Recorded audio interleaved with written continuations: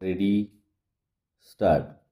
Through the common judgment of three read petitions delivered by Bombay High Court Division Bench consisting of Justice M.S. Sonak and Justice Jitendra Jain on July 10, 2025 at the Mumbai. These petitions have been allowed by declaring Clause A and Clause 3, subsection D of GO dated April 4, 2013 as unconstitutional to the extent it prohibits election of convenience fees, service charges on online ticket booking. The interim orders granted have been now made absolute para. These petitions have been filed by PVR Limited, New Delhi, FICCI, Multiplex Association of India, its secretary Nyandas Damodar Chapalkar, Pune, and Big Tree Entertainment Private Limited and its director Rajesh Balpande against respondents State Revenue Commissioner Mumbai, and Forest Secretary and two collectors at Bandra East and Fort Mumbai. Para. Rule and interim relief was granted on July 9, 2014, staying the operation and implementation of paragraph 3, subsection D of the two government orders GOs issued by the State Revenue and Forest Department, which prohibited the collection of service charges, convenience fees on booking of computerized cinema tickets online. Para. The petitioner is engaged in the business of operating and managing multiplex cinemas in India, including in the state of Maharashtra. Para.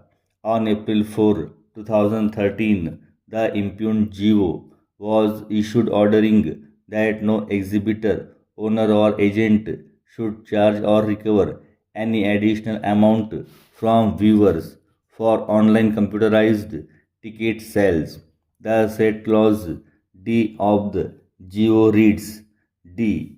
At the time of selling the tickets in the cinema theaters through online computerized system, the operator owner, also the agent, shall not charge any additional service charge for this purpose.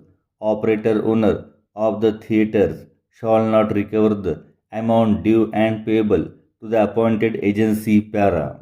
On March 18, 2014, another GO was issued, which is also impugned in the present petition.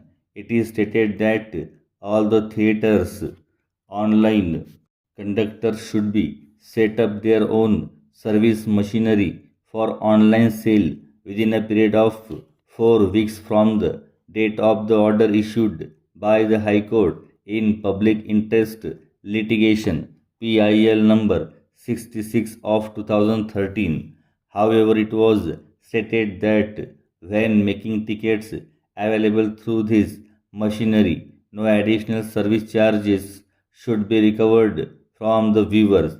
The said clause A of the government order issued on March 18, 2014 reads as under A. All cinema theaters operators across the state shall set up their own service system for online sale of tickets within a period of 4 weeks, that is up to date of April 1st, 2014 from the date of passing of the order, that is March 4, 2014 by the High Court, and while making the tickets available through this system, no additional service charges shall be recovered from the viewers. Para.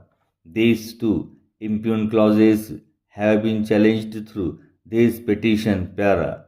On December 29, 2014, Section 2B of the Maharashtra Entertainment Duty Act 1923, formerly Bombay Entertainment Duty Act, which defines payment for admission, was amended and proviso was inserted which provided that service charges for providing facility of online ticket booking shall be included in the payment for admission para. The High Court has stated that issue before it was not whether entertainment duty on convenience fees should be levied or not, but the issue before the court is whether the respondents, by issuing impugned GO, can prohibit the petitioners from collecting the convenience fees para. Therefore, the High Court is of the view that the impugned GO transgressed the fundamental rights under Article 19, subsection 1G, granted to the petitioners by prohibiting the theatres, owners, and others from collecting the convenience fees from their customers in absence of a statutory regulation regulating the right to conduct the business of the petitioner. The imposition of such a restraint would infringe legitimate rights of theatre owners. The impugned prohibition is contrary to Article 19, subsection 1G of the Constitution of India. If business owners are not permitted to determine the various facets of their business in accordance with law, economic activity would come to a grinding halt. The choice of whether to book the ticket online or purchase it at the theatre is left to the customer's para. In case when the customer feels it convenient to book the tickets online by not going to the theatre and paying the convenience fees, the respondents cannot restrain the petitioners from collecting the convenience fee, since for providing this facility of online booking, the theatre owners petitioners have to invest in technology para. The High Court has made it clear that it is not deciding whether an entertainment duty is liable to be paid on such convenience fees. Because of this, the impugned clause 3D of the GO dated April 4, 2013 and clause A of GO dated March 18, 2014 have been quashed and set aside para. The present petition concerns only the period prior to December 29, 2014 and empowerment of the respondents for issuing GOs to the extent of prohibition to collect the convenience fees para.